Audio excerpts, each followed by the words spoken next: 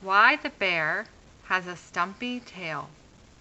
Long, long ago, in the time before time, Bear had a beautiful tail.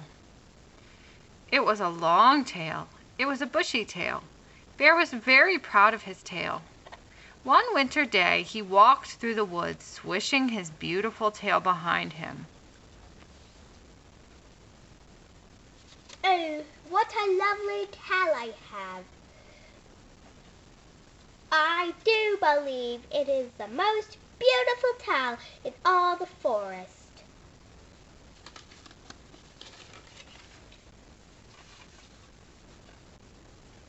Yes, Bear, it is a lovely tail. It is nicer than my little cotton puff tail.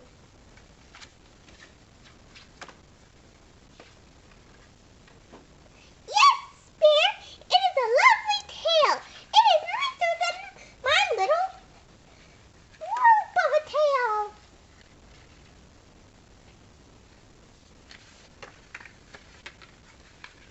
You've got me, Bear. You've got me beat, Bear. I barely have a tail at all. Lucky me to have such a fancy tail. All this time, Fox was hiding behind a tree, listening. Fox knew that her own tail was really the most beautiful in the forest. It was a red, bushy tail with a lovely white tip. Fox was very clever. She decided to teach Bear a lesson. Fox slipped between the trees down to the stream. The water in the stream was moving fast. It was not frozen over. Clever Fox quickly caught fat fish. Fox trotted off into the forest to find Bear. She found Bear sitting alone on a large tree stump. Hello, Bear. Hello, Fox. Those fine fish will make a good supper. Where did you get them? In the lake. The lake is frozen over. In the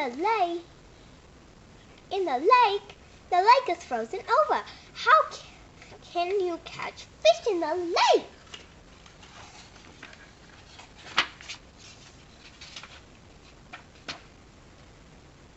It is easy. Just do as I tell you. Just do as I tell you. Go down to the lake, cut a hole in the ice, sit down and drop your tail into the hole. Brr, that sounds cold. Indeed, at first your tail will tingle, but you must sit tight. How long must I stay there? Oh, a long time. Your tail will sit and burn, but that is a good sign. It means the fish are biting. I will do it. I want some fish for dinner. Good. To be sure that you have enough fish, stay until sundown. Then jump and pull your tail quickly out of the hole. Thank you, Fox. Bear trundled off to the lake.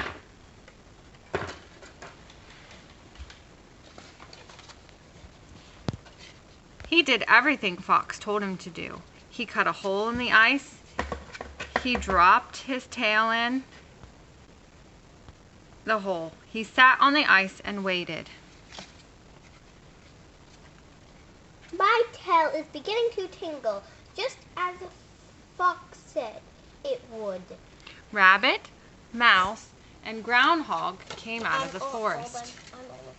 Okay.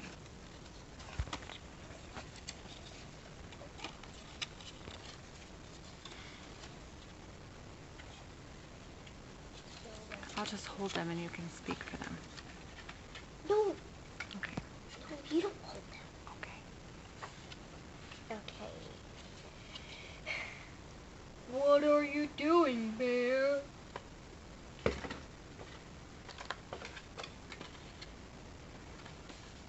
Why are you sitting on the ice? Bear.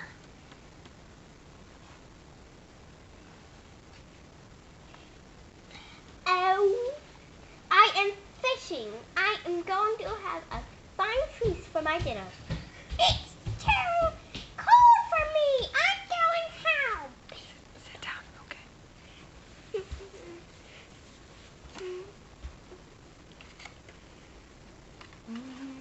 Me too. Good luck with your fishing.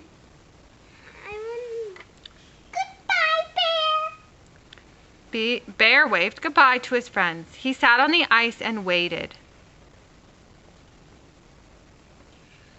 Oh, now my tail is starting to sting. The fish must be biting. Bear closed his eyes and dreamed of a big platter filled with crispy fried fish. After a while, Bear opened his eyes and looked at the sky. The sun is going down. Now I can take my fish and go home. Bear tried to stand up, but his tail was stuck in the ice.